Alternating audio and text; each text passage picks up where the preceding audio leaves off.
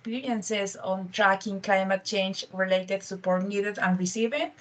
I'm very glad to see all of you in this peer exchange. I hope you have a nice event and all this conversation. I hope they are going to be very useful for you. Before delving this very important topic for the countries of our region, I will give a quick overview of the civic projects in our region, in America Latina and the Caribbean region. For this, let me share my screen. Let me, okay. I can see still Keith's presentation, but I think if I start presenting, let me try. Can you see my screen? Yes, we can see it. Perfect. Do you see the slides, the geographic distribution and budget? Yes. Perfect. So in our region, CBIT includes like 22 country projects. That is for a total of more than 37 million in donations. And the grant ranges between $850,000 to almost 4 million. As you can see in the screen, the timeline of the projects fluctuate with an implementation periods of 3, 4, or 5 years. Most of the countries have implementation periods of 3 or 4 years. 5 of the countries, as you can see in the screen, finalized CBIT projects in 2022, but some of them are aspiring for a second phase of implementation of CBIT to continue this process of building or developing the transparency system. 6 countries are finalizing this year, and the rest of the countries, that are 11 countries, we will conclude in 2024 and beyond. And well, 2024 is a very important year for us because this is the year in which we should submit this biennial transparency report. As you know, each of the countries, each of the CBIT projects develop a series of activities aligned with the national climate transparency priorities, of course, and this could include different areas of work, in some cases covering the whole spectrum of climate action, which include adaptation, mitigation, support, and cross-cutting issues. As you can see on the screen, the top 3 areas of work, if we assess the resources allocated by the CBIT projects, are, in first place, the national, subnational, and corporate GHG emission inventories. Most of the countries are working on developing national inventory systems. This is almost 23% of the participation. This is the most important area developed by the different CBIT projects. And a few countries are also aiming to develop these subnational GHG inventories and even corporate GHG emission inventories. So this is the most important category. In the second place, sorry. In the second place, we have NDC tracking.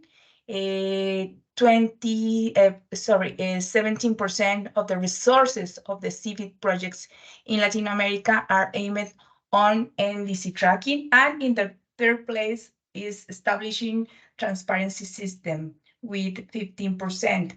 And in this category, we have all these activities that are aimed to design transparency systems, to design MRV system, to design M&E system, to establish these enabling environments that support the developing on transparency system. This is like creating these spaces to develop a robust transparency system for the countries. And in the screen, you can see all the different activities that the countries are developing in the projects, the civic projects of the region.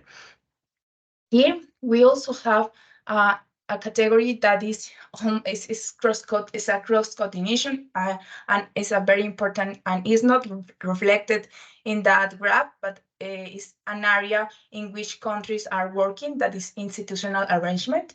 This is one of the main area of work, and even though it's not included there, this is a cross-cutting issue, so it's included in most of the categories of the different areas of work that the countries are developing in civic projects. In fact, another way to look at the results is by number of countries.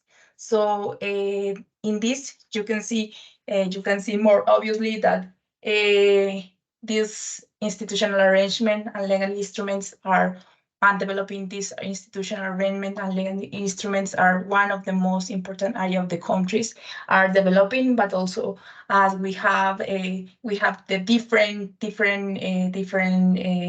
areas of work that the countries are developing and that are very important. And this also shows us the different types of things that the civic projects could develop or are developing in the region. This is important. Why I wanted to start with this is that these different stages of implementation in the countries of the region leave a variety of lessons learned at different levels, from the implementation of the projects themselves to the way in which the different elements of transparency systems are designed. This is give us important lesson on how the countries are addressing MRV, addressing M&E. So from their own efforts, the LAC countries have gradually gained experience to respond to the requirements on their reporting system. These experiences and lessons learned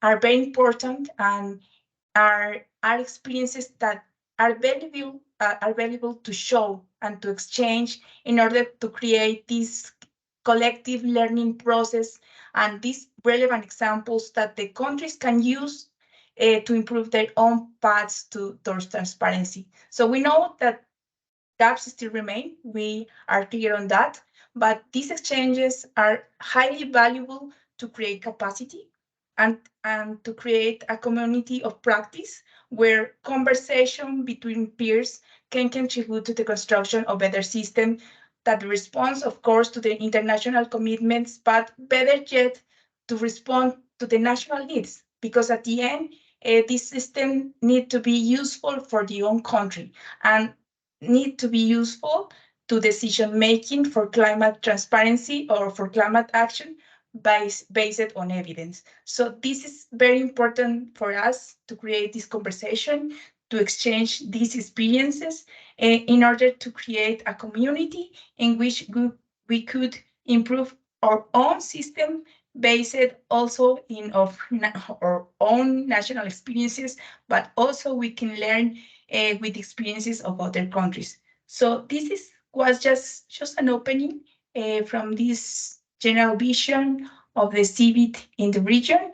And very glad to see all of you.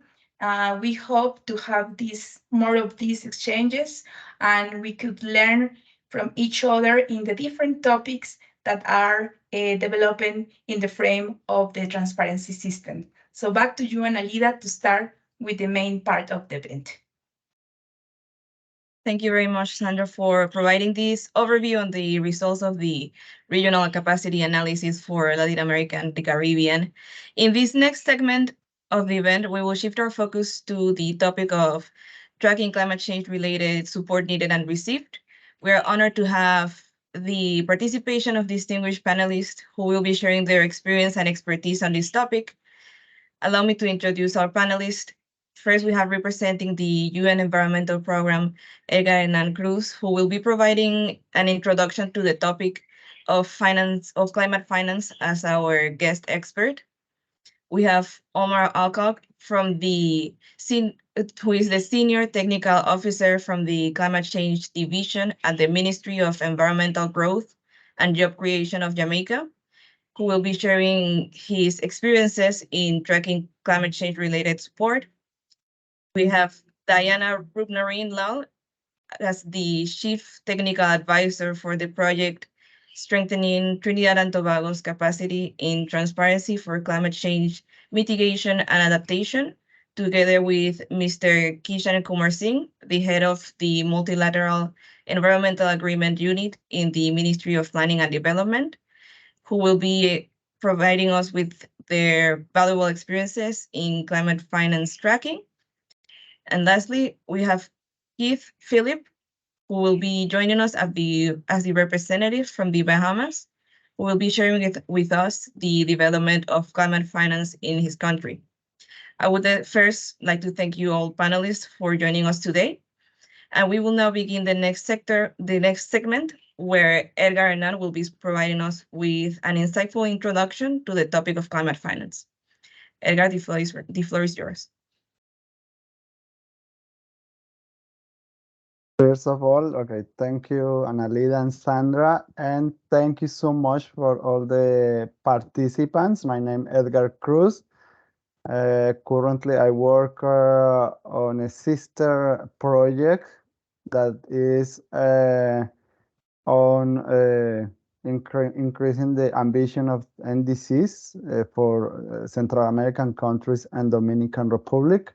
And in my background, I have worked also on topics of tracking climate finance. And then the idea is to share with you some opening remarks, acknowledging that, of course, you in the region have already quite a rich experience and that, a lot of work has been ongoing. So I'm gonna share here the presentation.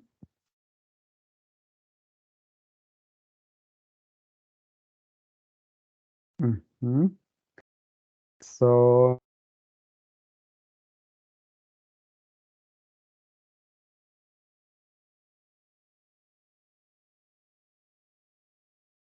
you see the presentation is okay?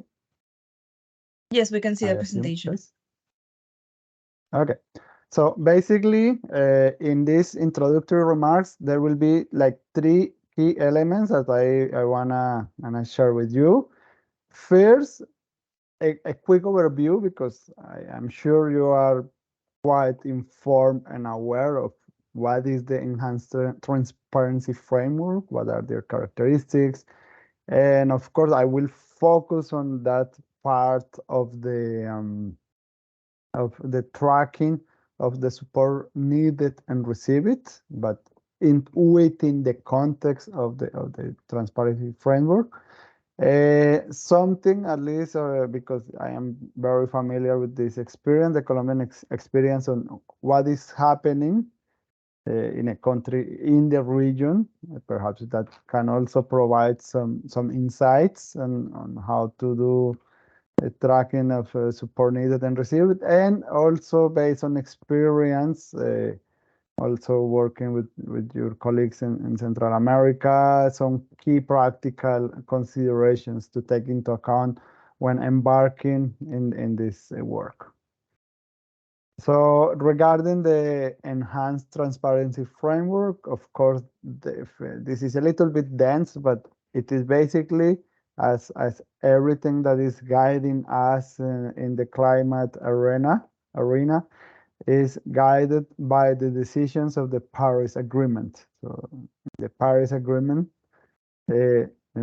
set all this overall framework for action in the countries, the targets, the mechanism, all the different tracks, mitigation, adaptation, loss and damage, and as for the ones that perhaps are not very familiar with this Paris Agreement in Article 13 establishes all the basis of what is called the Enhanced Transparency Framework.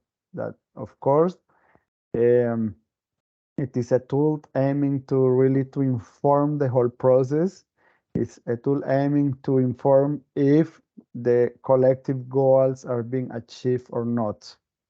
Of course, this goes to the details, back then, when this was negotiated, I was negotiating also in these parts. There was a discussion if there should be like two tracks, no? One developed countries reporting one thing, or in developing countries developing another set of with another procedures, with another templates. But at the end, there was an agreement that no, everybody should have like the same reporting tools and subject to the same reporting framework, but there should be flexibility, mainly also considering developing country parties on how, in consideration of capacities, so that the detailed part, the how to do, the modalities, procedures, and guidelines really also are able to reflect okay, a progression in reporting if not all the data, if not everything is available for the first communications. And one line of the Paris Agreement that highlights this consideration, this specific topic we are addressing today is that it says, this paragraph 10 of the Article 13, it says developing country parties should provide information on financial, technology transfer, and capacity building support needed and received under Articles 9. And that is the one about finance, 10, of course, about technology transfer, and 11, capacity building. So this is the basis of the mandate of today's discussion. And of course, Article 13 has also much more elements that guide what is to be done, what are other elements. In this case, when our paragraph 10, it says should, it more or less says, okay, it is like optional for countries to do so,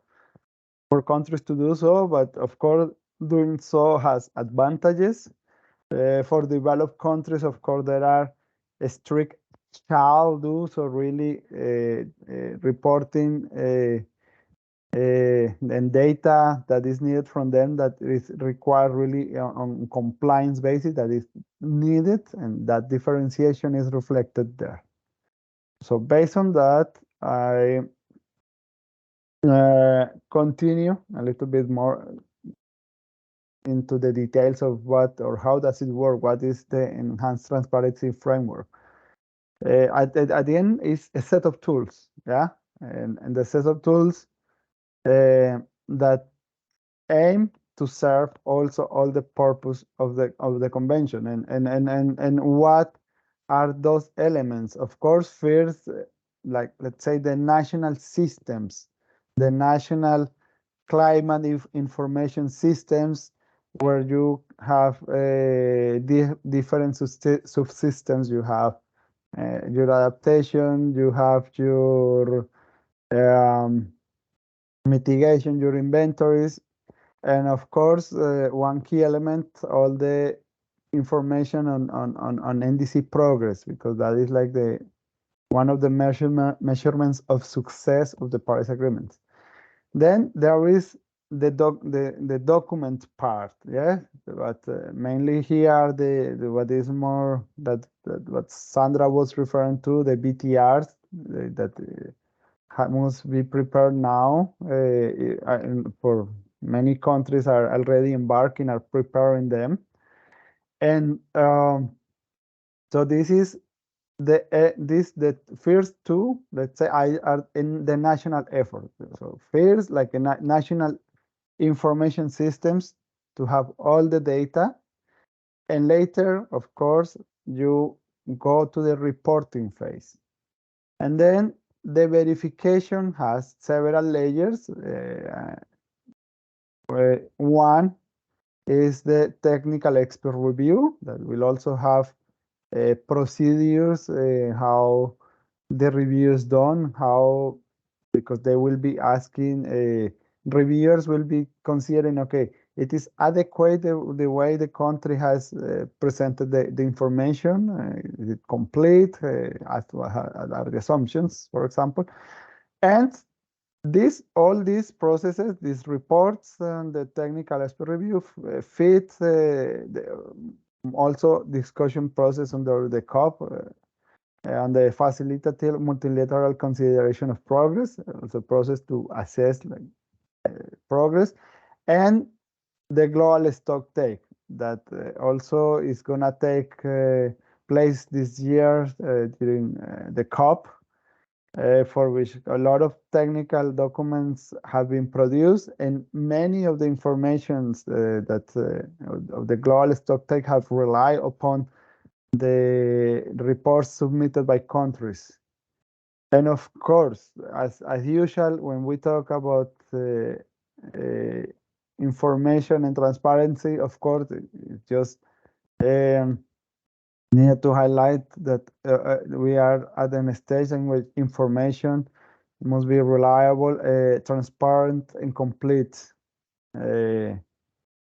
And of course, all these, okay, there are, let's say, two levels of the conversation. What you do at the national level, because you also have to verify how is the progress of your own national policies, your own national strategies, and what you are reporting and you are bringing to the international process.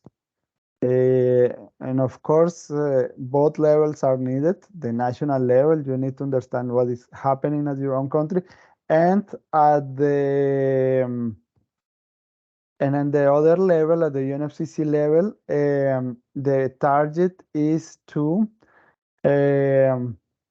identify at the COP level if process is done. For next, I highlight that, okay, this enhanced transparency framework, it becomes operational through a set of modalities, procedures, and guidelines. The big determination I already shared with you, Paris Agreement. In the COP in Katowice, it comes the decisions on, and then we see in titles 5 and 6 on support provided and mobilized, that is obligation for developed countries and support needed and received, that is information that should be provided by developing countries. What are like the main elements? And later this is complemented with the Glasgow decisions on the detail. And these are the common tabular formats that every time that we do the synthesis is this tables filling this information. So that is like the key elements. Here, I will not go into further details. I will invite you to invite the decision of the COP, but it's just to have as an example how these tables look like. How is the sector? The sector classification, of course, comes from a discussion between parties, what sectors, subsectors, and mainly, how what amount is being received, which financial instruments, what type of support, and how is this consistent with the national strategies and additional information. So sitting and filling this data, of course, we will discuss a little bit what is needed, but it's, as we can see, it's just part of a process here.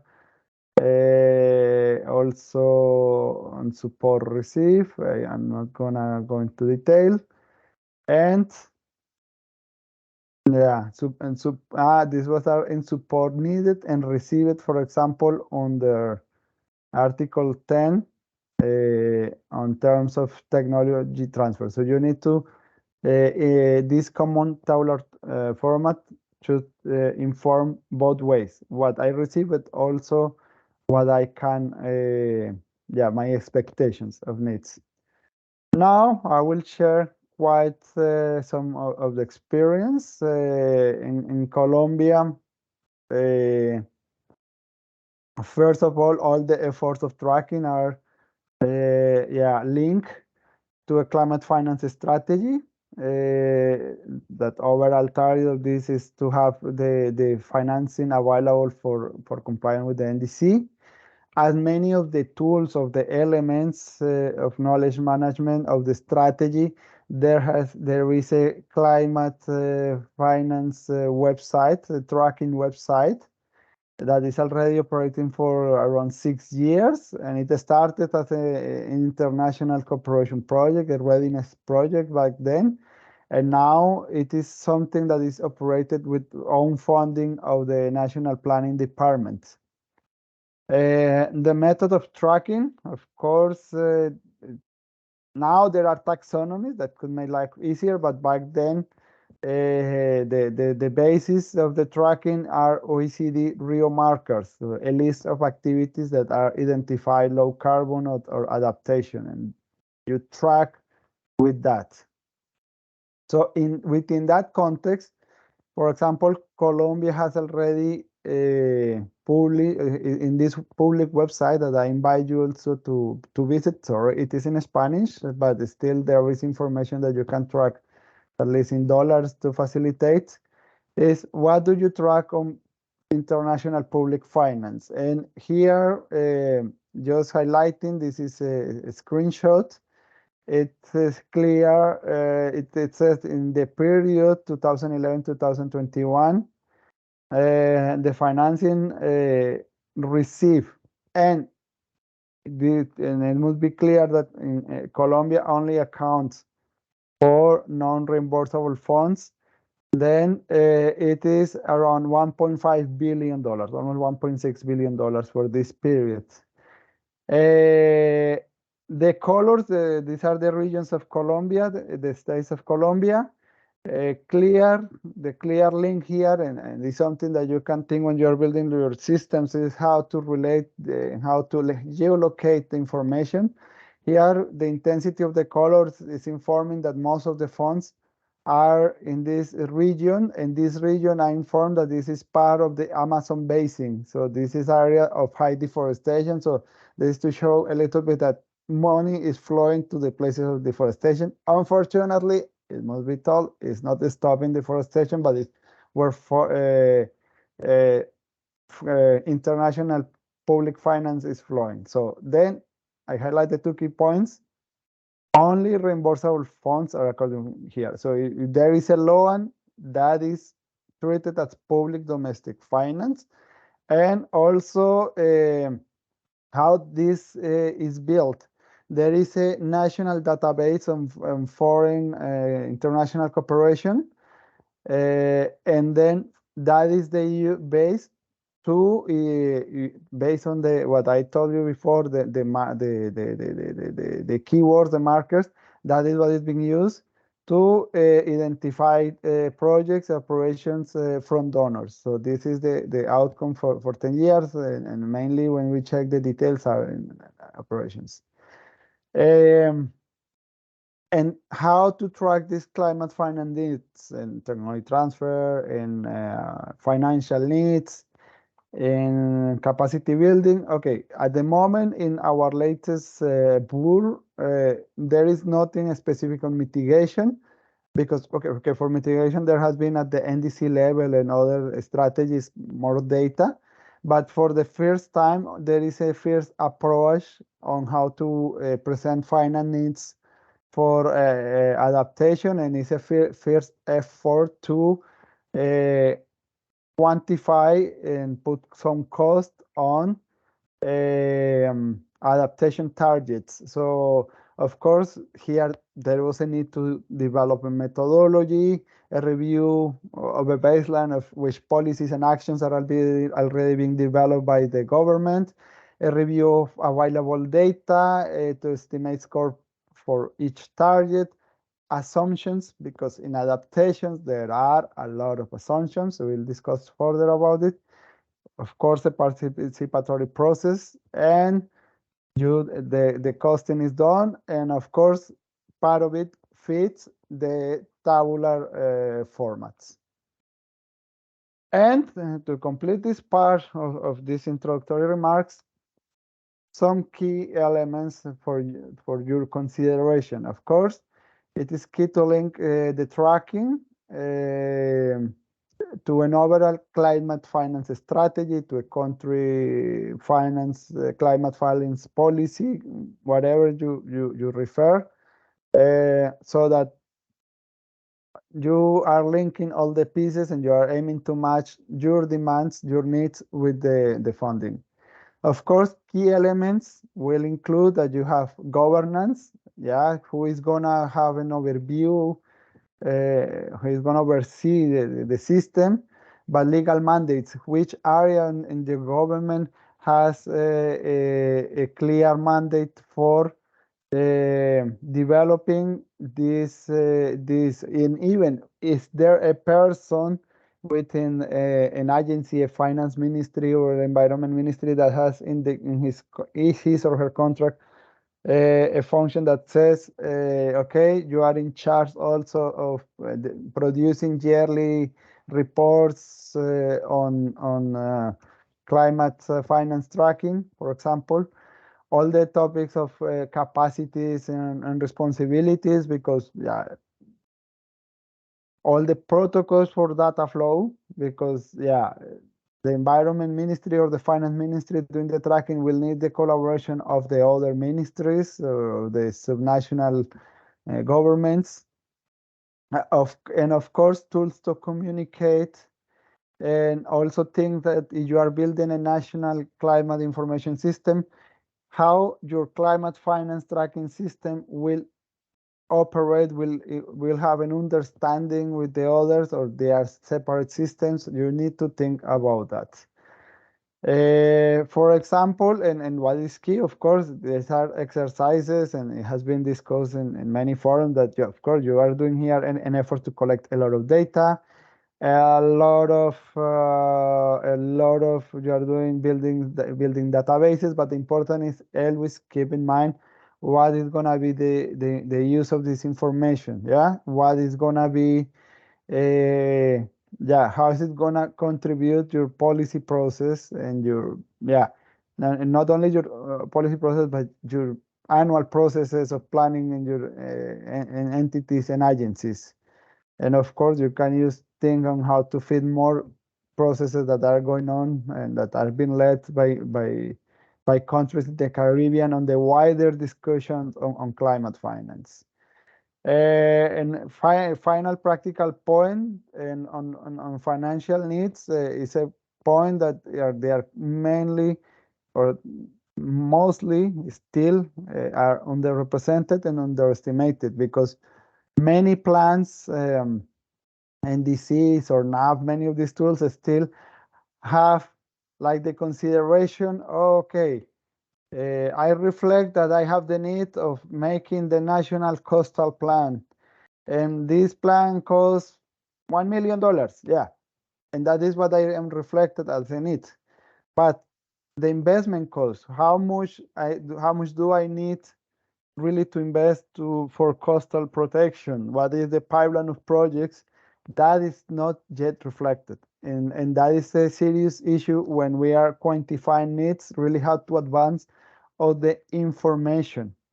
I know, but of course, yeah, as this is adaptation, you are totally aware this is not totally automatic, because what are you aim? What is your target of adaptation? What is success in adaptation? And that is that the way you will build also the costing, because you will have alternatives, and that is why you will need a participatory process to make these collecting decisions on what is adaptation and which measure of all the alternatives that there can be, I am taking and costing it and reflecting it in the international processes. So these are just some opening remarks. I thank you for your attention. And I also wish also that you continue having a good deliberation. I will have to go a little bit away for some few minutes, and I will come to continue listening to the discussion and for also sharing some the answers if there are some questions about it. Thank you very much, Edgar, for your opening remarks. Now we will continue our presentation with a presentation on the advancements on the CIVIT Jamaica project by Omar Alcock, who will be presenting their experience.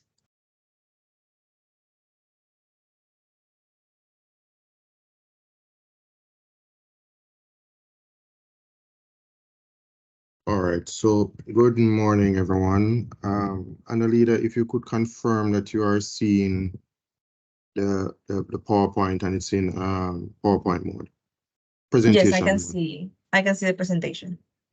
Wonderful, thank you. So good morning again, and thank you to the UNEP team for seeing it necessary to invite Jamaica to share its experience as it relates to climate finance tracking, and to share as well some of the progress that we have made as it relates to our CBIT project.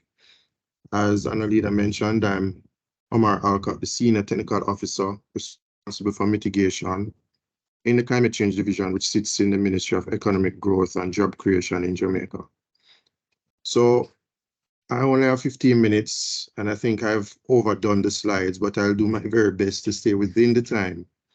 And during that time, I'm hoping to share with colleagues what are some of our priorities here at the division and generally nationally, the role that focal points and designated authorities play as it relates to being able to track what is happening with climate financing, and then what are some of the challenges as a Caribbean, as a SIDS and vulnerable nation that we face where financing is concerned for climate change. And then through projects and various initiatives, how we have tried to solve some of those challenges or problems. And so for the Climate Change Division, we have 7 key priority areas. And I guess for other similarly structured divisions throughout the region, these might seem very familiar.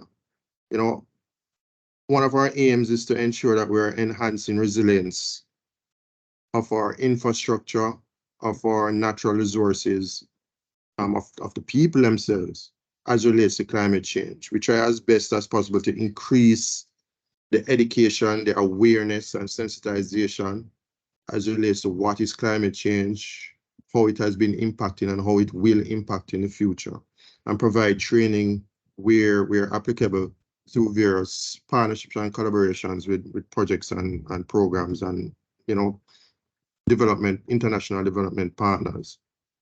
And then there's improving the efficiency in the coordination of strategies and actions across the relevant actors, because as the Climate Change Division, we are responsible for all climate change related matters and activities. And so being able to coordinate everything that is happening is critical to us as relates to the national agenda.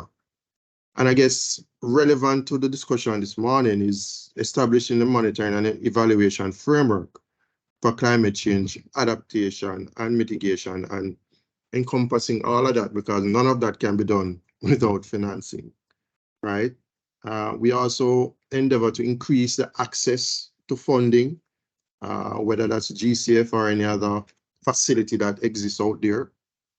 And then there's developing and maintaining appropriate policies and administration for managing these mechanisms that we're talking about. And then there's strengthening climate studies. And so we have a good working relationship with entities in academia, research institutes, and planning organizations to ensure that, you know, adequate information is out there, or adequate research is out there as it relates to climate change. And so just to touch quickly on the focal points, and why I thought this was important to mention as it relates to a part of our climate tracking initiative. So for the Green Climate Fund, the ministry sits as the NDA, and then the focal points sit as representatives for the NDA to the GCF, and these representatives sit within the division themselves. Similarly, for the Adaptation Fund, our implementing agency is the Planning Institute, which has direct responsibility for planning and development, national planning and development, but the designated authority sits within the ministry again, whose head is the head of the climate change division. And then there is the technology mechanism, which is supported by the climate technology and I'm sure I got that name wrong, Climate Center, but it's a CTCN, right? So it's not center, but network.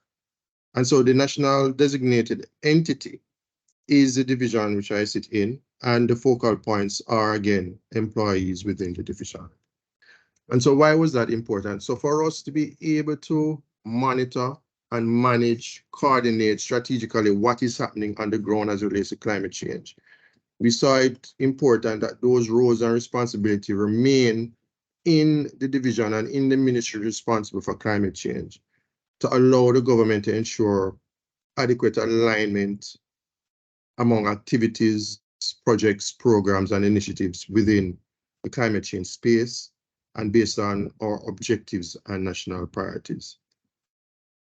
And what are some of our challenges? And I don't think these are only based on what is happening in Jamaica, but I think generally for the Caribbean and for SIDS, we believe that there's need for more innovative financing options.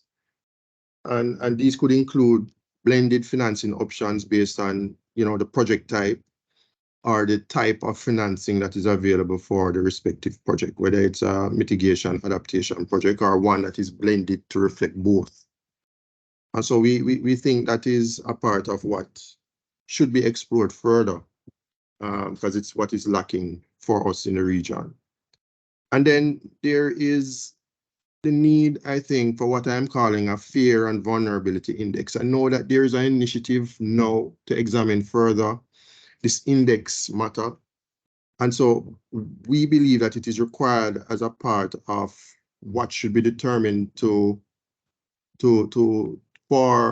small island states and Jamaica and the Caribbean in general to be able to access financing that is required to build our resilience and to also contribute as it relates to greenhouse gas emission levels, reducing greenhouse gas emission levels. And then there is the troublesome area of capacity development, capacity building, and the constraints that exist there. We oftentimes don't have the necessary expertise to be able to access the financing required. And so oftentimes we have to lean on the expertise of others on the outside and development partners as well to get those expertise in-house or for them to support us being able to access the financing that is available. And then the other troublesome area is that you don't have enough bodies on board to be able to do the work. The climate change agenda encompasses every single facet of society: tourism, transport, works, job creation, you name it, we are a part of it. And so we need enough persons on board to be able to cover all of those wide spectrum of sectors for which climate change impacts. And then there's data gaps. Not enough tools and systems, I think, are properly instituted to be able to capture all the relevant data and information related to climate change. And this is especially so as it relates to adaptation type projects. And then there's a fiscal space restriction. You are only allowed certain amount of expenditure within the fiscal year, which runs from April to March, which then means that you're curtailed as it relates to the amount that you're able to receive and spend during that year to try to combat a climate change challenge. And this is not unique to climate change. It's a general issue that exists within the service because of financial prudence that is exercised by the ministry with that responsibility. And then there's little or no recognition or treatment given to the special circumstance of, vulnerable states or islands.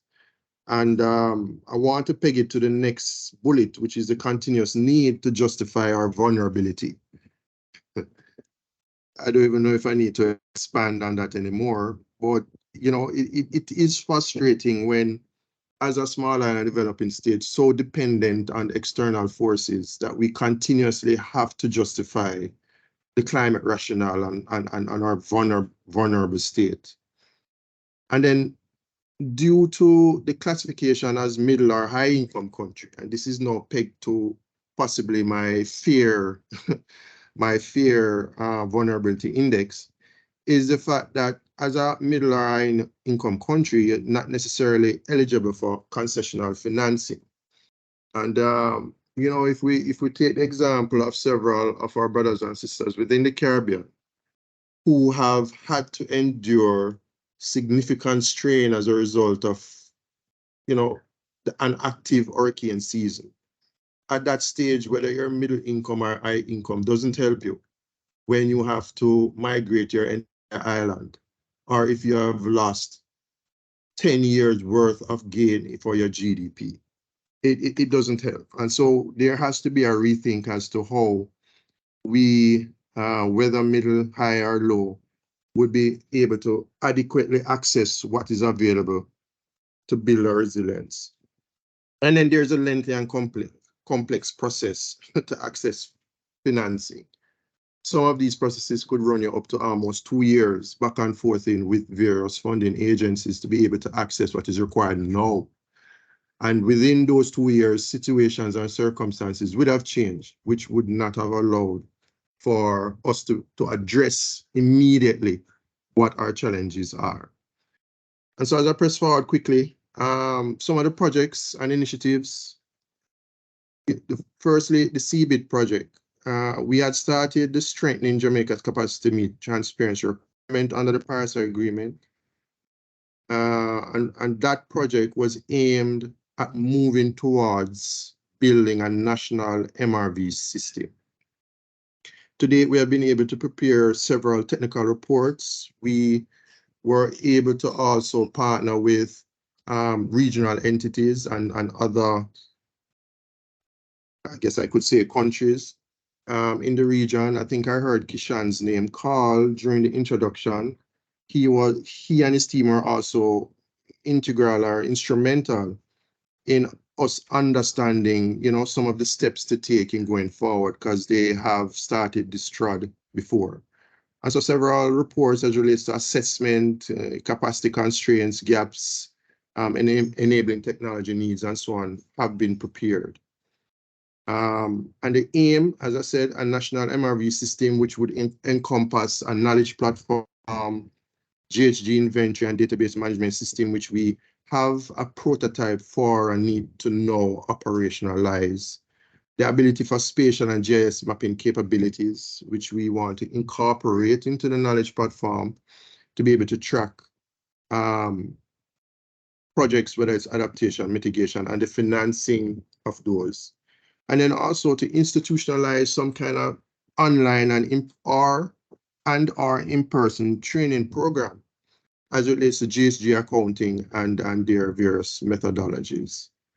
We also have a national adaptation plan that is now being developed, And out of that plan, we expect that there will be a monitoring and evaluation component included to improve the ability to better able to track activities surrounding adaptation. There is a project that also looked at what were needed for climate change public finance budget tagging. As it is now, the climate change budgetary aspects are tied into the broader environmental scope.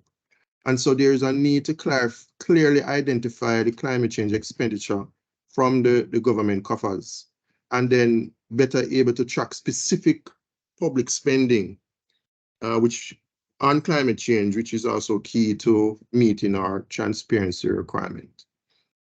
We were also involved with Belize, Haiti, and St. Kitts and Nevis in a Caribbean regional climate finance monitoring, reporting, and verification system project, a GCF-led project, which aimed to provide a platform to consolidate pipeline portfolio investment details, the different climate funds, and the hope is that over time we'll be able to add more projects and portfolio areas to that system or to that platform, and also that it would sit as an example of what is workable for the region and then have it branched out towards other Caribbean countries. We have a Vision 2030 Jamaica National Development Plan, and that plan is guided by what is called a medium-term framework. And that medium-term framework ever so often is updated. I believe it's every 3 to 5 years. I think it's 3 years. Is updated with more relevant information towards getting us to achieving Vision 2030. And so it tracks quarterly the progress of national projects, climate change included, and their alignment with the National Development Plan. Under the Ministry's responsibility for finance, there is a public investment appraisal branch, and that branch is a single point of entry for all projects intended for the public investment program. So before we can entertain the implementation of projects, this branch would have to go through the necessaries of examining, is it aligned with the climate agenda? Is it aligned with the National Development Plan? And is it aligned with our national priorities, project and policies? And so it is responsible for pre-investment project appraisal, and it also performs the technical advisory function to assist our public investment management committee. And all of this plays a part as it relates to being able to better monitor, evaluate, and generally track climate financing. I stuck within my time, hopefully. Thank you so very much for inviting me. I'm available for questions and answers where appropriate. And we may be contacted via this medium, and we're also online via those social media networks. And Alida, I hand over to you. Thank you so very much. Thank you, Omar, for sharing with us the progress made by in the tracking the support needed and received. For this next section, we would be listening to Diana Rubnari-Dal, who will be sharing with us the progress in Trinidad and Tobago. Hi, good morning, everyone.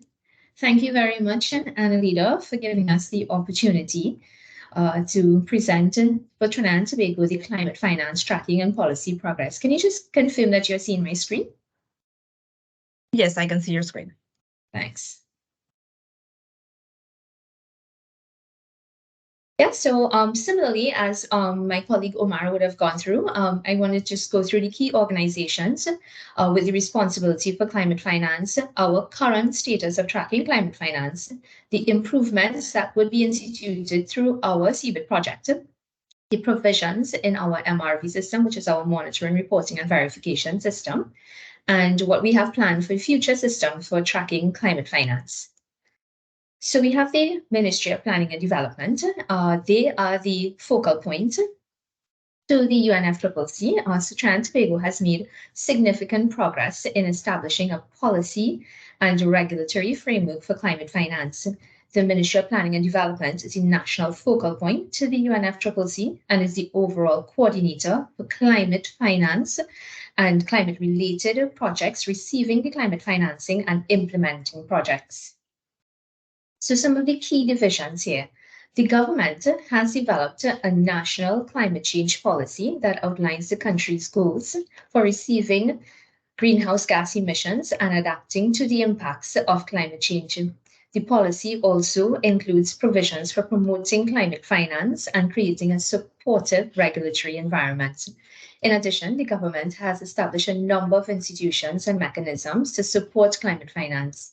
These include the Environmental Policy Planning Division, which is responsible for coordinating and implementing the National Climate Change Policy, the Green Fund Executing Unit, which provides financing and for climate change mitigation and adaptation projects, as well as the EDF, which is the European Development Fund, to execute funds received from the European Union, the Socioeconomic Policy Planning Division, which has as its core responsibility leading the national socioeconomic development planning process, facilitating the mobilization of and coordinating financial resources and technical assistance from the region and multilateral development organizations. The SPPD has also the responsibility for ministerial oversight of the Inter-American Development Bank in the country and functions as the government's political and technical focal point. The division plays an extremely pivotal role in facilitating the effective implementation of bank-funded programs and projects, as well as the focal point between the Caribbean Development Bank. The MPD is also the political focal point of the Global Environmental Facility, and they are the national designated authority of the Green Climate Fund. So we also have some key state enterprises and boards, and one of the key enterprise, which is the regulatory agency governing the Environmental Management Act, is the Environmental Management Authority. They support Trinidad and Tobago efforts in achieving sustainable development in alignment with the UN 2030 Agenda for Sustainable Development and Trinidad and Tobago's National Development Strategy 2030 and the 2018 National Environment Policy. They make recommendations for the National Environment Policy to develop and implement policies and programs for the effective management and wise use of the environment consistent with the objectives of the EM Act. They coordinate environmental management functions performed by business in Trinidad and Tobago, and they are the chief operational focal point, and they are currently in the process of seeking the Green Climate Fund accreditation. So at present, you would see here that we have some data and information gaps. So at present, we have no formal arrangements for collecting information on financial, technical, capacity building needs. To report on this for our third national communication and our first biannual update report, it was an ad hoc approach that was employed whereby the Ministry of Planning and Development would have gathered information on the suite of projects that the ministry undertook during the period of 2010 to 2020 and reported information utilizing the templates used and provided by the GIZ under the biennial update report guidance. So moving forward, the intention is to improve upon this and to generate comprehensive reports throughout the institutionalization and operationalization of the MRV of support. So our CBIT project will design and develop a comprehensive monitoring, reporting, and verification system for the NDC progress tracking, climate finance flows, and the monitoring and evaluation M&E system for adaptation to strengthen the national coordination of Trinidad and Tobago systems. These MRV systems are expected to be integrated into the national MRV portal for climate mitigation, which has already been operationalized under Trinidad and Tobago's NDC support program. So just to give you an overview of our current system and what it entails. So the government of the Republic of Trinidad and Tobago, through its Ministry with responsibility of environment, which is currently the Ministry of Planning and Development, operationalize a comprehensive national climate mitigation monitoring, reporting, and verification system. This system is intended to facilitate the inventorying of greenhouse gas from all emitting entities for the purpose of international reporting, such as the biennial transparency reports, domestic tracking of our national climate change policy, implementation of our nationally determined contribution, and to facilitate tracking of resources deployed in mitigating greenhouse gas emissions, inform mitigation options, and determine the regulatory interventions as appropriate. So we also have an MRV of international supports and domestic resources. But as noted, we are now in the process of institutionalizing this and operationalizing this under the CBIT project. So to give you an overview of what is included in this MRV of international support and domestic resources, we have the host and the manager of our knowledge management system, which is the EMA, who is responsible for coordinating and monitoring, reporting and verification of all international and domestic funding support for national mitigation actions. The main aspects of support and resources allocations to be addressed in this component will be for the sources of resources provided, the type of entity providing resources such as private capital or investment, international or domestic intermediaries involved in channeling resources, instruments for distributing resources such as grants and loans, detailing the intended use of the resources and the projected outcomes associated with the use of these resources. So just to give you an idea of what our knowledge management system looks like, this was just a screenshot of our KMS, which includes the steps where a key stakeholder would upload their greenhouse gas information. You would also see here references to the unit conversion tables, data archiving templates, and the IPCC guidelines. Specifically for the financial support fields that we currently have in our system, speaks to templates where the first step you would define the goal and what would that be, the financial support, the targets. Then you would go into the international outcomes and the wider impacts. Here you would provide details on the impact type. You will talk about the policy and the action in step 3, the measures, the institutions, the support received. Then you will go into the support detail values. So the financial support, the category, the budget amount. Step 5 will be the support implementation milestones, the responsible authority, the expected date, and the data source. Step 6 is where you define the indicators for tracking progress, financial support, and the indicator units. And then we'll define any barriers or gaps. So as the Trinidad and Tobago moves towards enhancing our tracking mechanisms, we have under the CBIT project currently developing indicators. So some of the indicators that we have developed specific to climate finance is for the tracking of support received for the NDC sectors. Here, the intention is for the EMA to annually collect data on the total amount of support received by Trinidad and Tobago related to our NDC sectors from the relevant data sources that we have outlined there. The intention, as I said, is for us to be able to track the implementation of our NDCs. So it will track the support from both public and private sources at a national and international level. The indicator then, this information will then be reported in the CTF tables in our BTR every 2 years. We've also developed draft indicators for our adaptation sectors. So here, it would be the financial support received for climate change adaptation actions in Trinidad and Tobago from international sources. Increased funding will allow the country to implement more adaptation activities, ultimately to increase our resilience to climate change. Similarly, it will be reported. We also have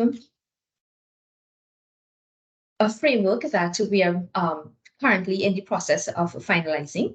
The framework will be structured upon a set of procedures which consist of a biennial cycle. The reporting step for the progress indicators ensures that Trinidad and Tobago fulfills the transparency requirements under the UNFCCC and the Paris Agreement. It also provides the opportunity to transparently share information on climate action in Trinidad and Tobago for decision making with the broader public, including potential climate finance donors, as well as tracking the efficacy of our national climate change policy and other climate-related policy. So in addition to the institutional recipients, potential climate finance donors and investors, as well as the public in general, should also have access to the information on progress towards climate change mitigation and adaptation in our country. And that is the intention under the CBIT project. So finally, the reporting. So the intention again here for future is for internal and external reports to be developed and made available for all stakeholders involved. The technical level of the reports would be adapted to different audiences. First, we will have the UNFCCC, which requires the highest level of technical detail and formal elaboration of the following standardized outlines and tables. Second, we will have our Climate Change Ministerial Committee, will receive a comprehensive account of the progress and impacts of the policies for implementation and taking policy decisions. And third, our stakeholders, such as the climate finance donors and the public in general, would have access to progress information on important policies and their contribution to the NDC and the NAP implementation. So to this end, the reporting will be ensured through our online knowledge management system, which will be integrated into what we will call our national transparency system. Thank you very much. And as noted, we are here. Kishan Kumar Singh is also here to attend to any questions you may have. Thank you. Thank you very much, Diana, for sharing with us such a complete presentation of the progress made by Trinidad and Tobago. Following up, we have Keith Phillip from the Bahamas, who will be also sharing with us the progress made by them. I'm going to go ahead and start sharing my screen first. One moment. Thank you.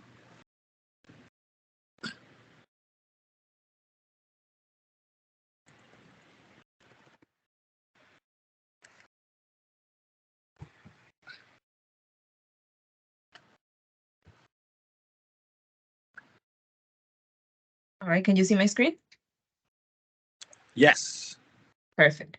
Okay, great. And it's good to know that my voice is audible. Greetings, everybody. My name is Keith Philippe, and I'm a Senior Environmental Officer at the Office of the National Focal Point for probably about 80 to 90% of the MEAs, including the FCCC here. Next slide, please.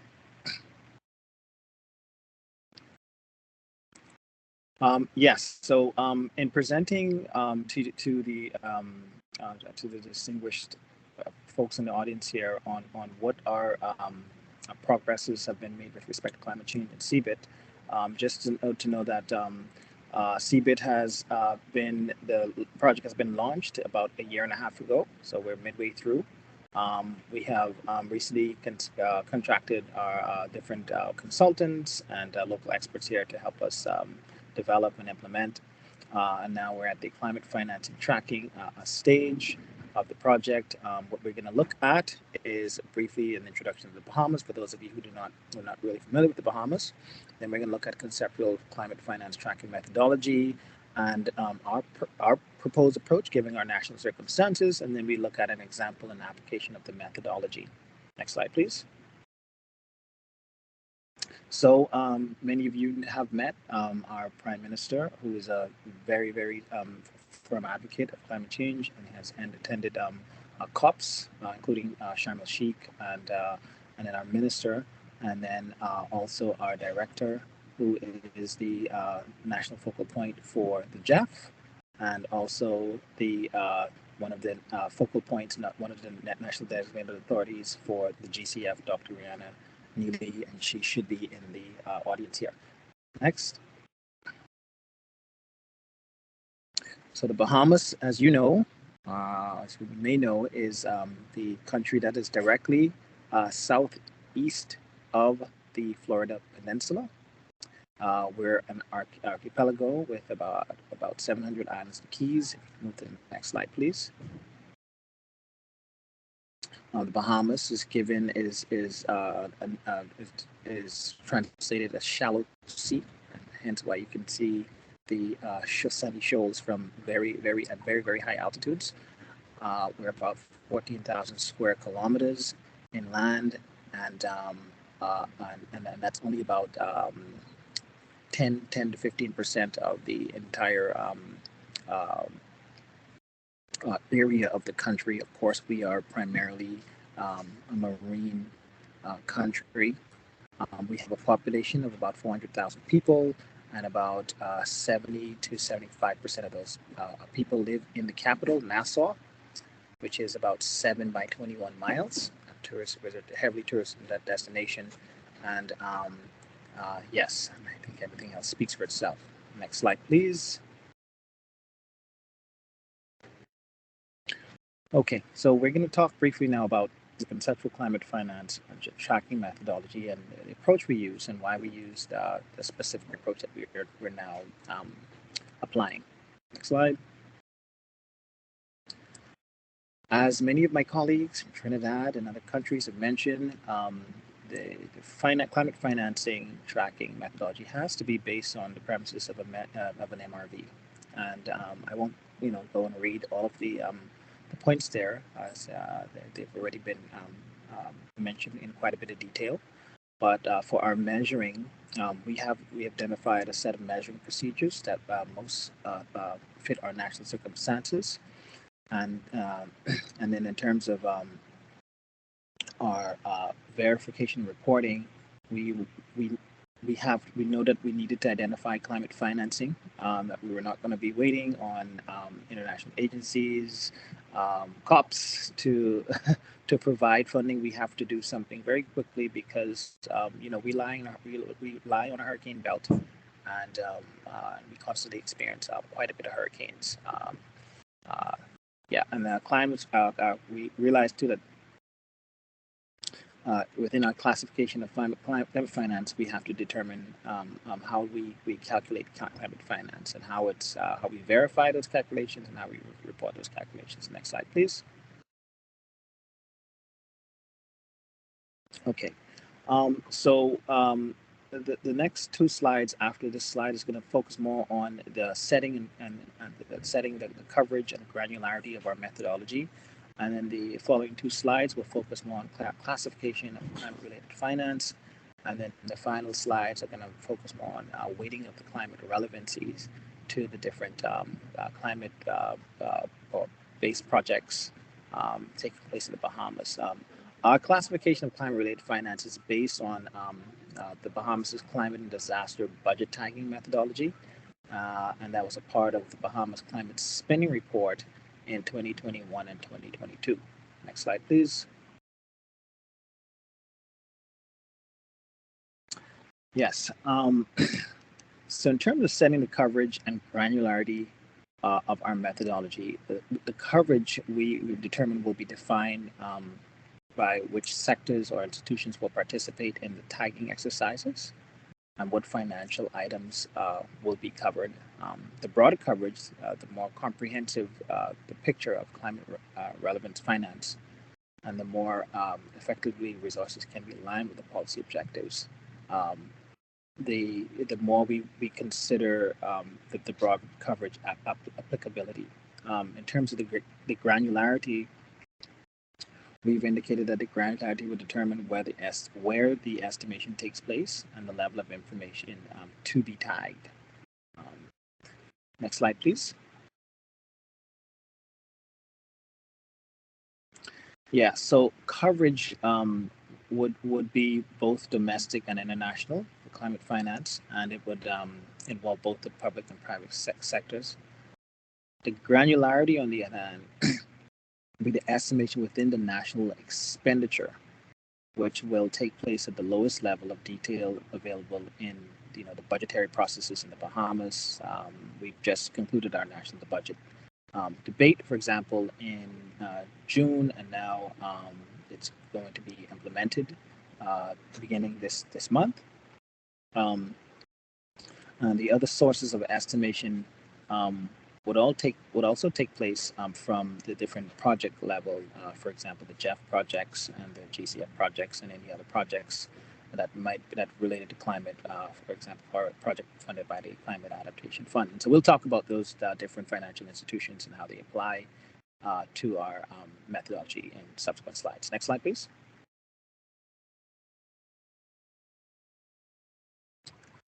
Okay, so we first have to define climate finance, because to us who are here, who are experts in our various countries and various capacities, we understand the language, but to our population at large, they don't understand what it means. And so we had to first of all define it nationally, and also define it from an international point of view. And the words mitigation, adaptation, and cross-cutting had to been included in the definition and broken down.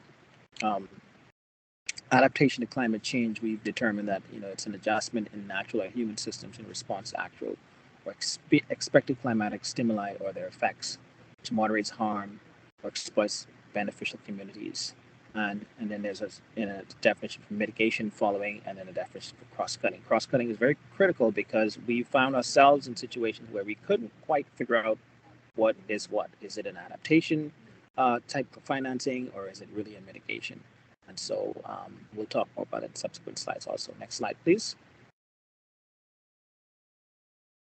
So determining eligibility criteria for climate change definitions. We've had to really grapple with this idea that what is an eligibility? What makes something eligible from a mitigation, adaptation, or cross-cutting point of view? And so you would just see, in our applying our methodology, we would have this kind of text inserted to make it clear to our audience what we're dealing with. Next slide, please.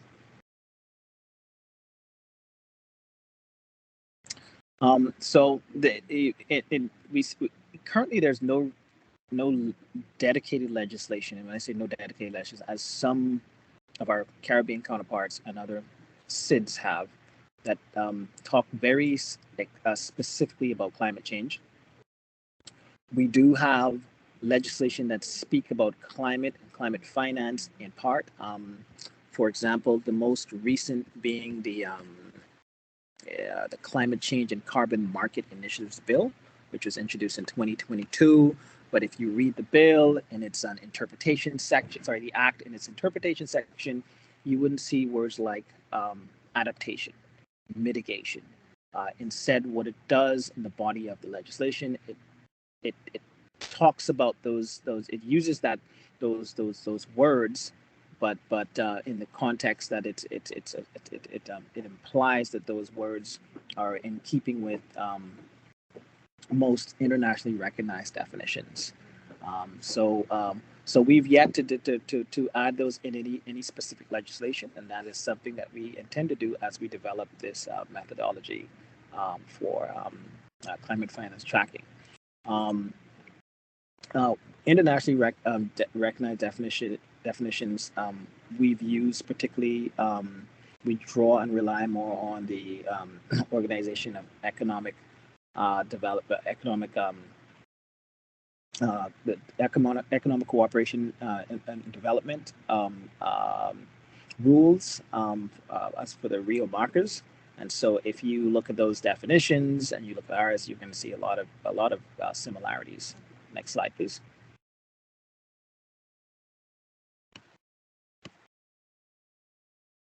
Okay, so we've had to ensure that we had to classify the climate financing methodologies. First, from a sectoral point of view, is it a national or international category? Is it national or is it international? Or a financial instrument subcategory? What financial institutions are we going to be using? What kind of finance? Is it a grant? Is it a loan? Is it an equity, or something else? And then we've also looked at the financial channels. What conduits are we using to attract climate financing, to develop climate financing for the country? Is it a bilateral between us and a state? Between us and an international NGO? Is it multilateral? Or is it a public-private channel that we are tapping into? Next slide, please.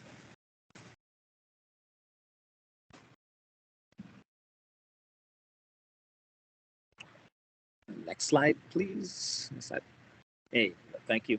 And so from a sectoral classification point of view, we look at the mitigation.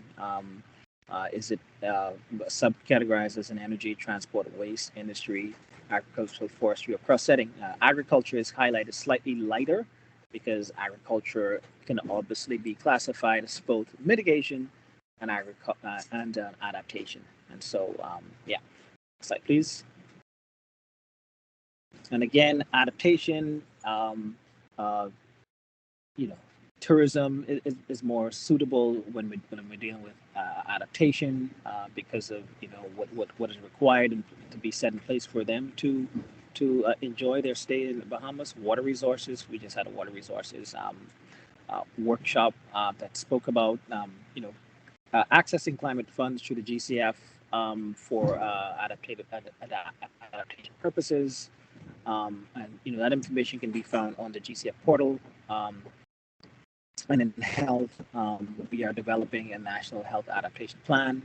As a matter of fact, it's already been developed and it's just being approved and further screened to be improved. Next slide, please. So our financial instrument classification have been defined as such in this tabular information below: grants, loans, concession loans, market loans, lines of credit, equity, and insurance. And we have to be, the Bahamas is placing more weight on insurance because of the level of loss and damage due to climate-induced events such as hurricanes. Next slide, please. Now, getting into the financial channel classification, we classify the climate change-related products and activity according to the financial provider through which the funds are being financed. And I spoke earlier about the kinds of channels that exist: the bilateral, multilateral, regional, and other. Is it regional? Is it coming from a Caribbean-related fund and organization, or some other entity? Next slide, please.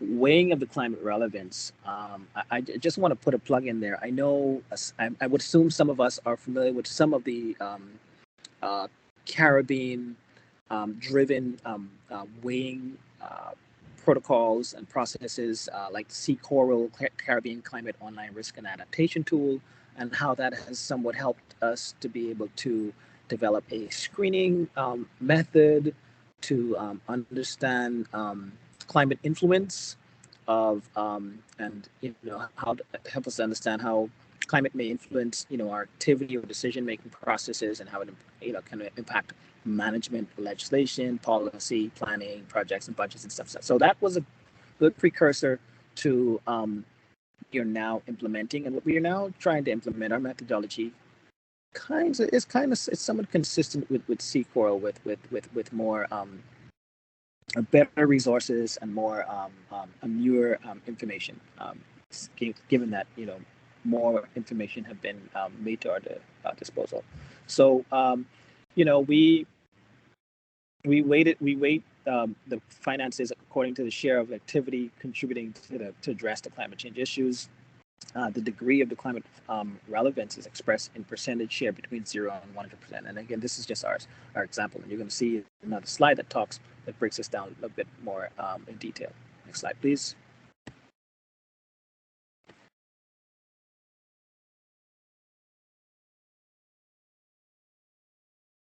Right. So, sorry. Right. So we're using the Rio markers, which provides an example of internationally recognized weighting approach to climate finance, and the scoring systems weights are also from the Rio markers handbook. Next slide, please. And again, to get really practical about it, this, for example, this is a methodology that assigns a percentage of funding through a scoring system of 3 values. I wouldn't go through the details here, but simply, is it highly relevant project? Is it a medium? Does it have medium relevance? Is it has low relevance, or does it have no relevance at all with respect to climate? Slide, please.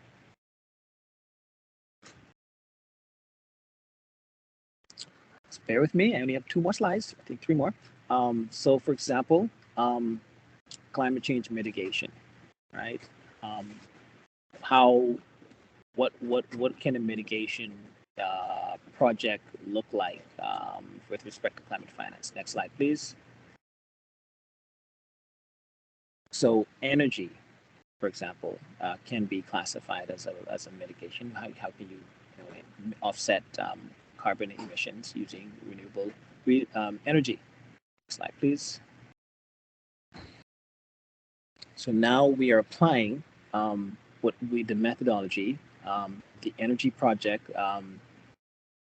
is a project that is both mitigative, and adaptive.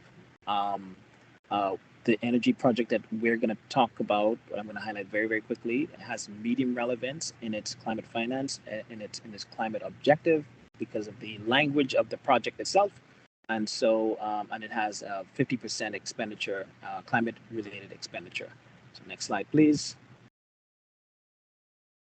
So the energy project is the title of the project is Power Grid Strengthening Project. The objective of the project is strengthening the national power grid with the main objective of the economic benefit. So the benefit is economic and not necessarily climate. At least that's how it starts. However, also aiming at improving the energy efficiency of the power grid. So now we're getting into some climate-related relevance, right?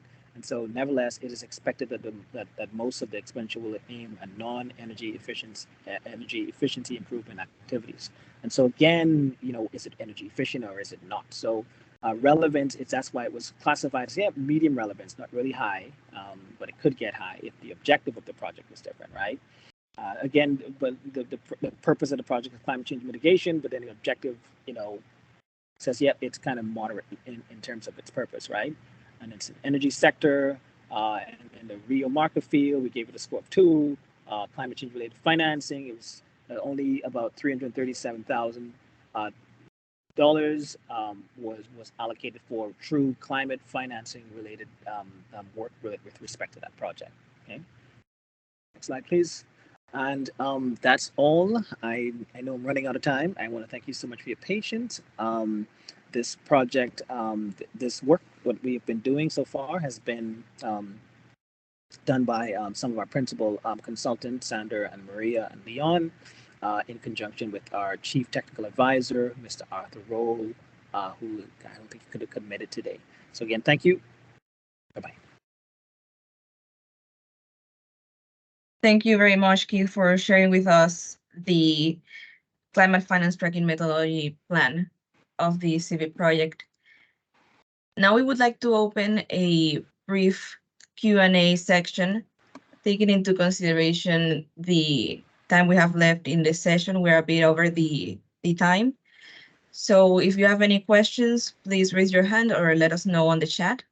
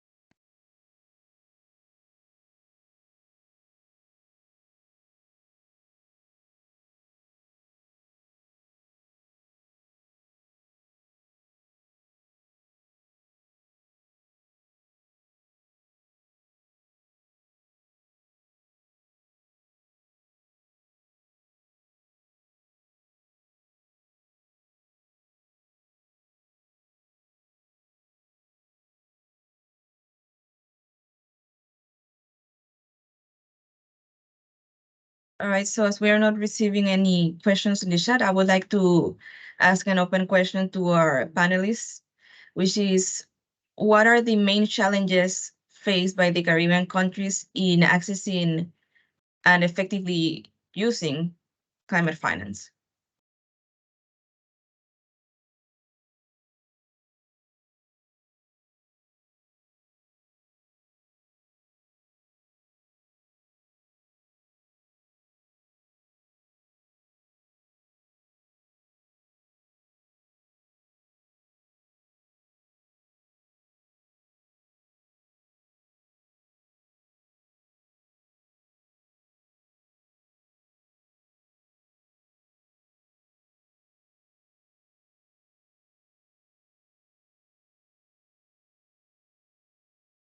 So, Annalita, I think I'll probably be the brave one to start. But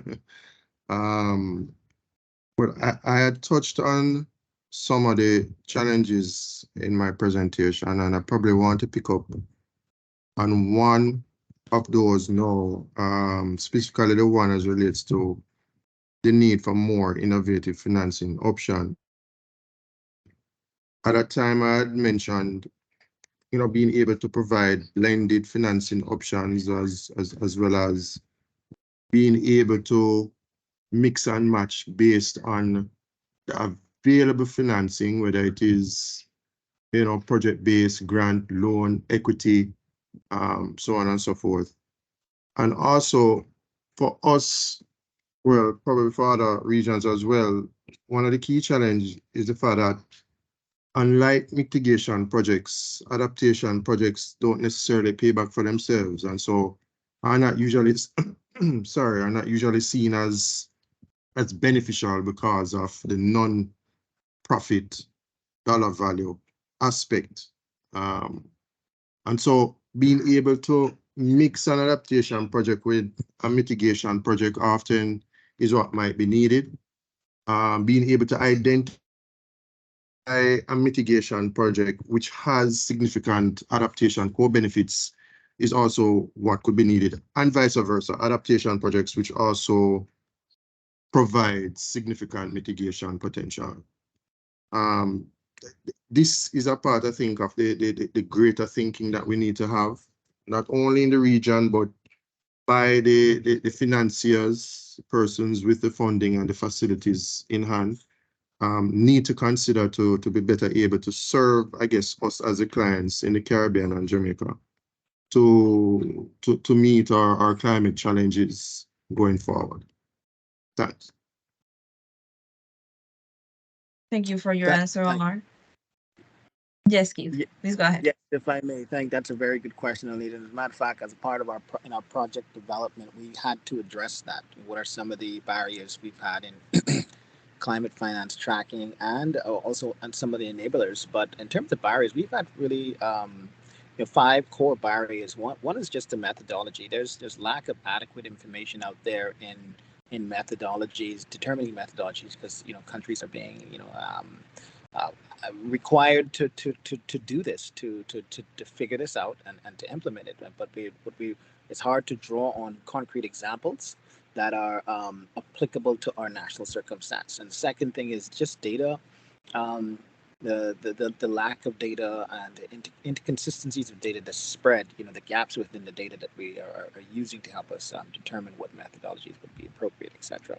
And then sometimes we have good stakeholder engagement, but sometimes the stakeholders that we know are key and critical to developing a robust climate strategy, they're not involved in the discussions, show up at the meetings, the committee meetings, etc. But there are some that are very, very consistent, and we're trying to figure out how to promote that through our climate financing strategy, perhaps incentivizing them to be a part of committees and use their times to help develop this away from their office work, etc. And then capacity. We're still trying to develop more capacities to deal with climate financing and strategies. And then just application, lack of use of climate finance tracking results. We have some information we could use, but then again, how do you apply it, and who teaches who how to apply it? Thank you. Thank you, Keith. We actually have one question on the chat. And the question is, has any modification been done to the chart of account with respect to climate finance tracking?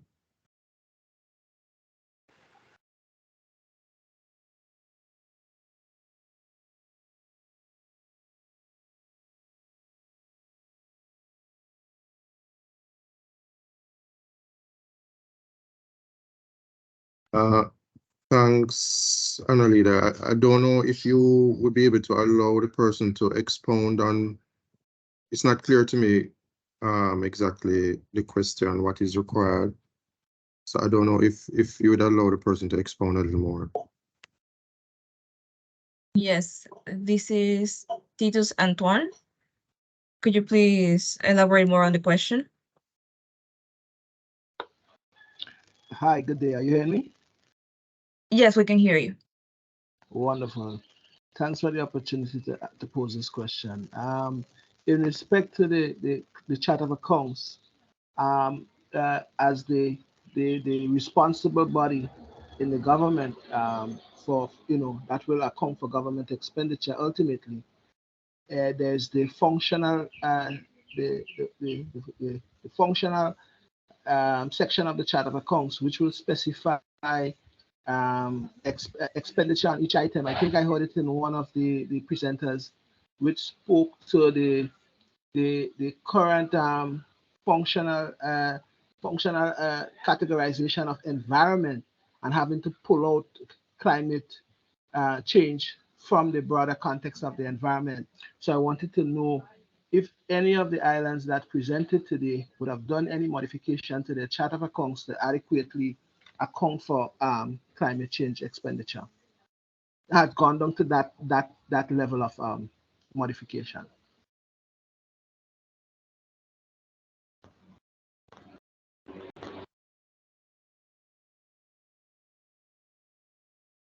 All right, Annalita, if I may. Yes, please.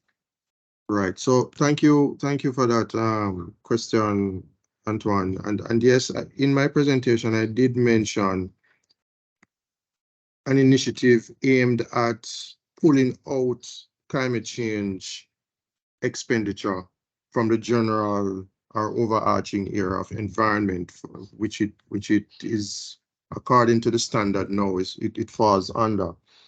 We have not yet successfully done it. It is still something that we are examining, and it's still something that we have on the books doing.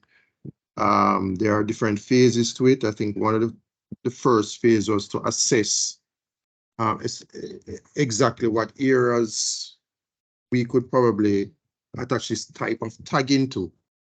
But as you may appreciate, tagging climate finance is not going to be an easy task, because everything now, as long as the weather, the rain falls too hard, some person says it's climate change, which might be true.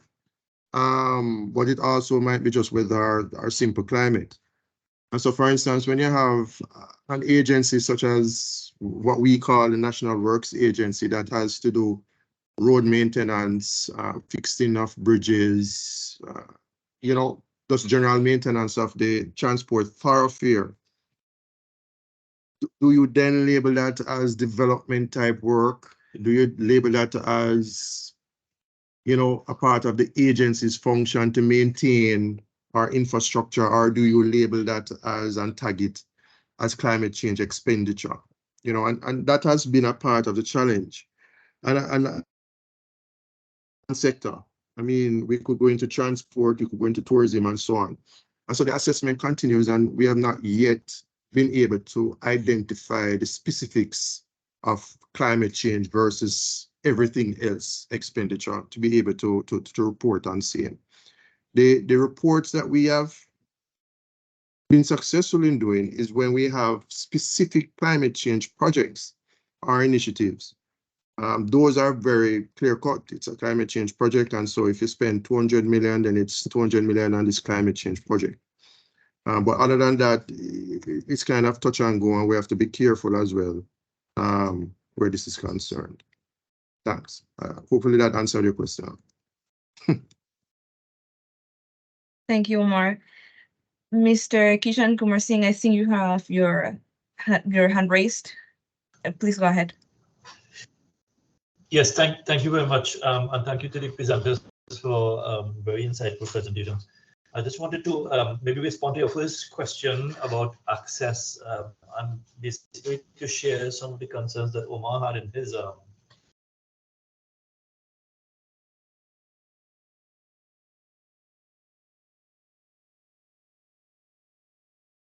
his presentation regarding out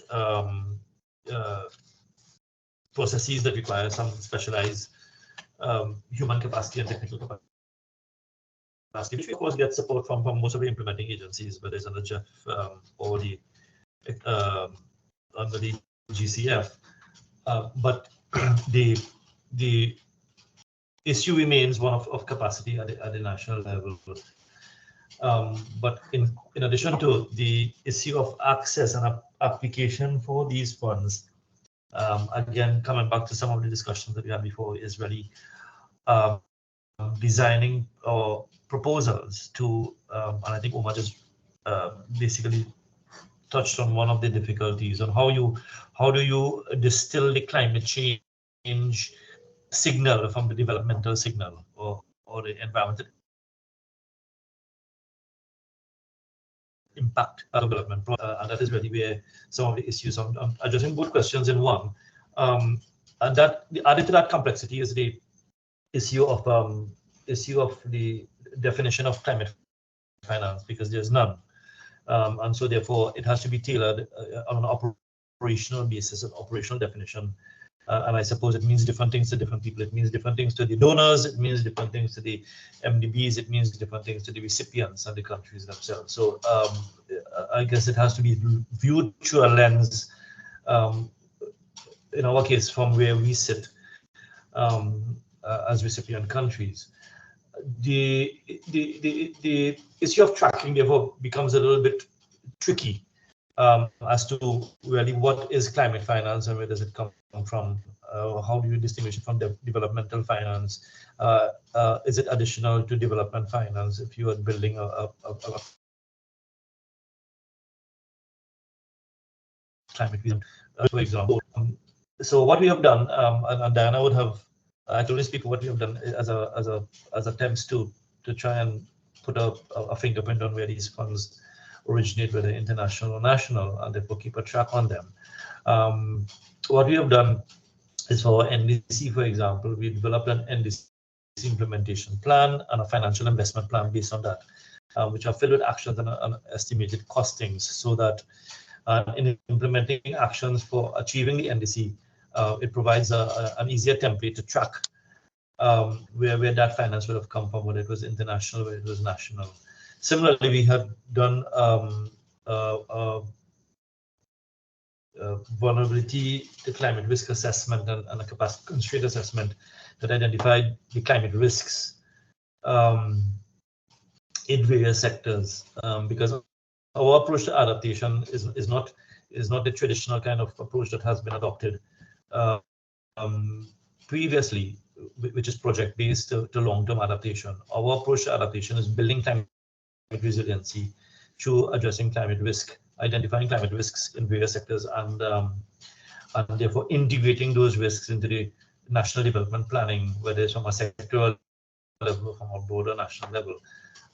And so by doing that, so for example, we are now about to embark on training for the local government bodies, the subnational government bodies, on how they can identify climate risks, how they could identify intervention options, and how they could cost those options, which would, of course, which could, of course, be either financed nationally through the national budgeting process that provides monies to the local government bodies, or through special projects, as one of them is, two of them are already involved through the adaptation fund, for example. So we think that by putting an added filter of addressing climate risks and financing those risks would be another way of putting a more defined fingerprint tag on finance flows for climate change. So, for example, that VCA study, that climate risk assessment study I spoke about, also has a financial investment plan associated with it based on the recommendations and the actions that need to be employed to address those risks. So we from our side, our approach is by looking at these issues in various tiers or through various lenses. It would become easier to tag or to track climate finance, whether that finance is operationally defined as addressing climate risks, for example, whether it's mitigation or whether it's adaptation. And like I said, we approach adaptation not from a project base, so it becomes a little trickier when you start to integrate climate resilience into national development. And in order to mitigate against those tricky parts, we have added these extra tiers or extra layers where we think we could more easily tag the finance flows. I think one of the added advantages that we have is because the Ministry of Planning is also the national focal point for climate change, as well as the focal point for some of these international partners, the MDBs, the Green Fund, for example. All of the information could easily be traced through one entity, being one ministry. So that is to give you an overview of how we are looking at some of the tracking, and in an attempt to identify the well, to answer some of the questions and to identify some of the issues and challenges in climate finance tracking. But it's not an easy thing to do, especially given all of the things that we have identified. And it's a work in progress, and I assume as time goes by and experiences are gained, these things will become more finely resolved. Thank you. Thank you, Mr. Kishan. It seems to me that with the comments you have brought to our attention, you have been able to answer the other questions we had in the chat. So thank you very much for that. And for this last section of the event, I would like to ask you to complete a survey we would be sharing on the chat. One of my colleagues will be sharing the link, and I will be sharing the screen to project the QR code for you. One moment.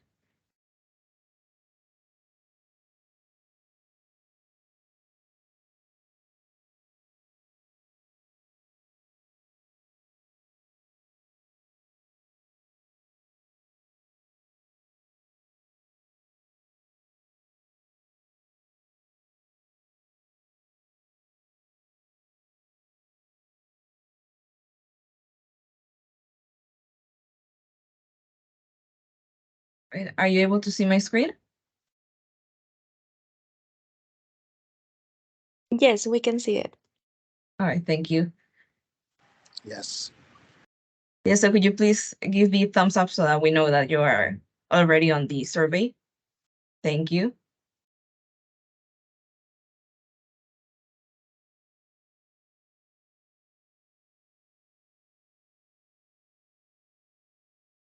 Let's wait a moment for all the participants to connect to the survey.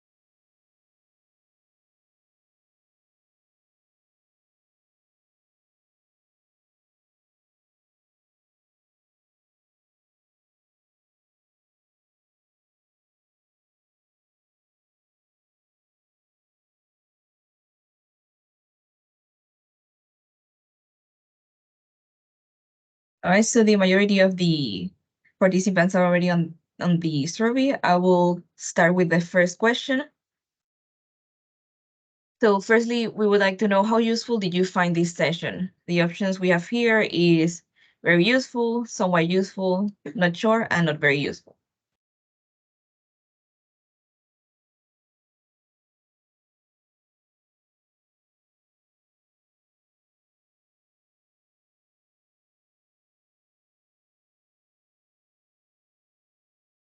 All right, it seems that everyone have answered these questions. Okay. 16. All right, I'm going to jump into the next question. This question is, what aspect of this session would you like to improve for future events?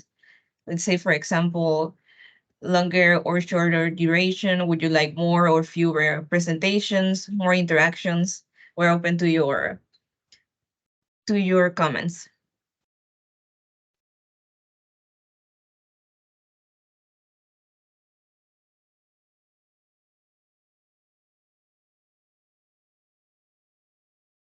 Right?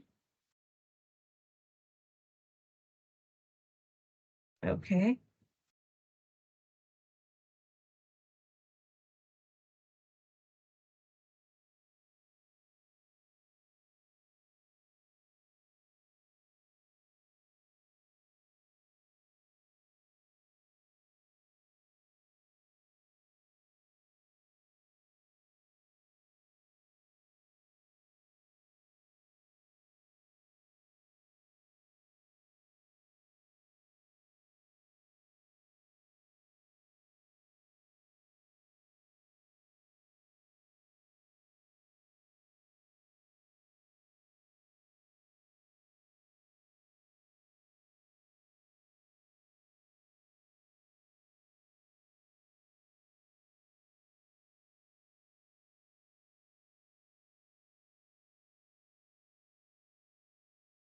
All right, I think we can jump to the next question, which is also the last, and it would be, what other areas would you like to see in future events?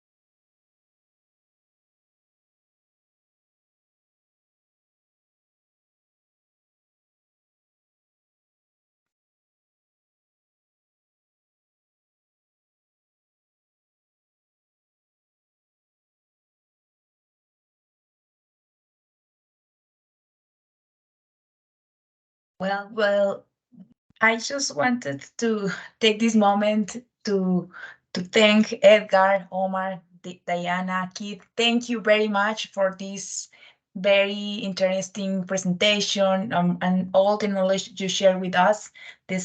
Was very useful. Thank you very much for your time.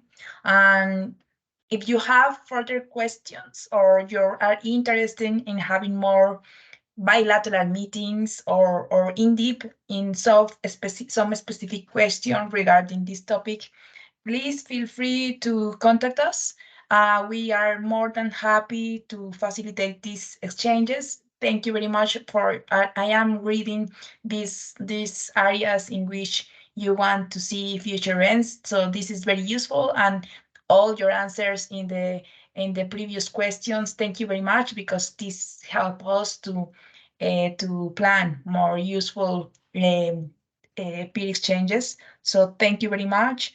All the presentation are going to be available, and we will share with you a link for the CB GSP platform. There you are going to find all the slides, all the presentation that you saw this morning. So Thank you very much for your time. We know that we have 30 minutes more than we planned. So thank you very much for your patience and for your time, and special thanks for our panelists. Very good presentation, terrific discussion, and we expect to see you in other peer exchanges. Thank you very much. Back to you, Analida, to close the event.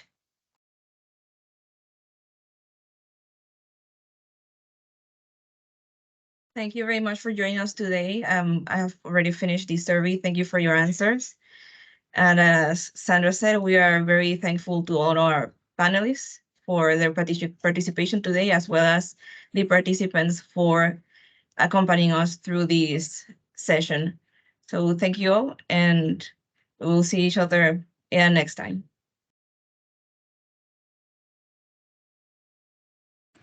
Thank you very much. Thank you. Thank you.